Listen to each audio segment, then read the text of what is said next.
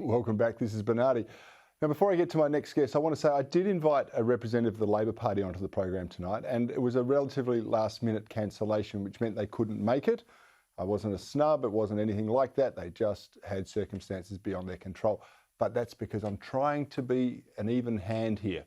But it's hard to be even-handed because I am a freedom lover and an advocate, and that's why I keep inviting the Liberal Democrat Senate candidate David Limbrick onto this program because he's committed to freedom.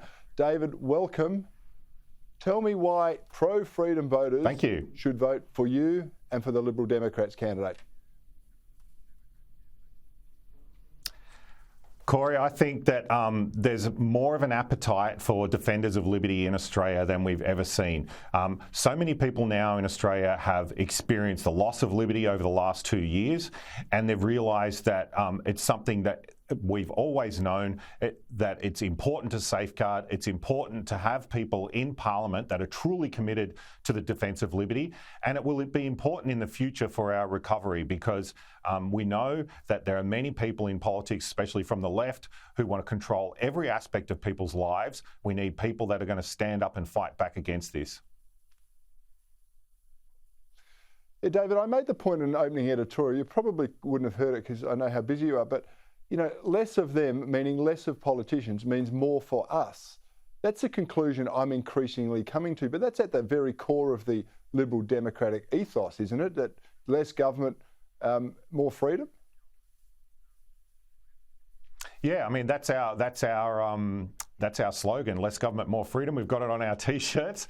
But I mean, yeah, like the expansion of the government comes at the cost of the diminishing of the rights and the financial freedoms of the individual. We think that government is way too big and should be scaled back dramatically. And, you know, in our Freedom Manifesto, we're proposing that, you know, one of the first orders of business in terms of financial things should be that all ministers should be given except for defence, should be given the task of reducing their budget expenditure by 10% and then 1% per year after that, until we get into a position where we're back in the black in terms of paying off our national debt. Because we think this is an absolutely critical issue for the future of this country. We cannot be in a financially vulnerable situation, especially considering, you know, the international vulnerabilities at the moment. We need to be very clear about putting ourselves back in a strong financial position, as well as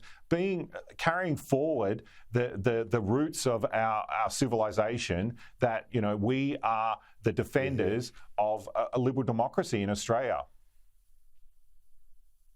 I hope in that Freedom Manifesto you've got a special provision to cut the funding to the ABC by 50% or so, not just the 10% and 1% a year.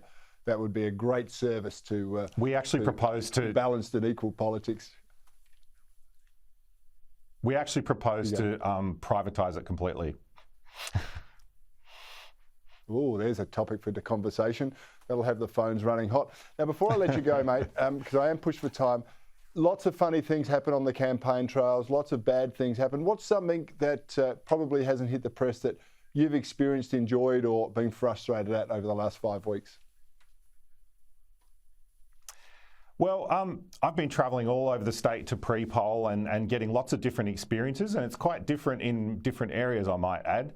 And mostly it's been very positive feedback, which has been really encouraging. But I had one interesting experience where I was handing out how to vote cards, and the lady pointed to the how to vote card and said, "Oh, I don't like that, man." And then she looked up and realised that it was a picture of me on the card, and she was horribly embarrassed, the poor lady. She ended up taking one from me, so I don't know if she voted for me or not, but I hope she did. But if she's out there, I don't blame her. You know, I don't like many politicians either, so that's fair enough.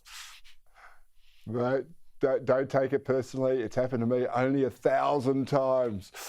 All right, David Limbrick, good luck tomorrow. You've been consistent and principled through this entire campaign. Really appreciate it, and all the best.